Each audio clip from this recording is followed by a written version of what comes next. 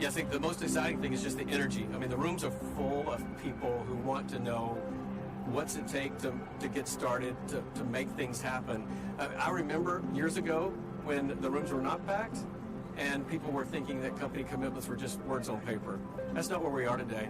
I mean, companies of all sizes, small, medium, large, they're all at the table. They're all trying to figure out what their plan forward is, and I'm excited most because so many are doing so much, and there's this eagerness to learn from others. I mean, we've all talked about best practice learning for years, and we all know what that is. I've never sensed a moment before where so many companies are willing to share what's working, and so many companies are taking what they're hearing back inside their own companies to make progress.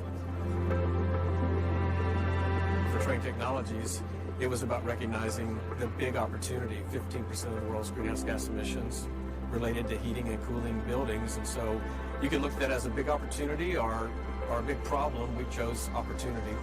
And, you know, as I explained how we got started, it was that recognition and then setting a bold commitment. Our Gigaton Challenge sort of was the launching pad for all of our actions since. Yeah, we get a lot of questions about science-based targets, outside groups that can validate whether or not your commitments are big enough. And you know, we certainly endorse using science, having commitments and your data reviewed by outside parties. The SBT group, Science-Based Targets Group, is a way to get started. But beyond that, you know, we invite other companies to join us in this transparency movement, if you will, around showing your data, talking about what's working, where you're having problems, and you know, I think we're setting a good example for how to do that with our website, the reports that we're disclosing our progress in, and I think other companies are very interested in how they get started in that journey too.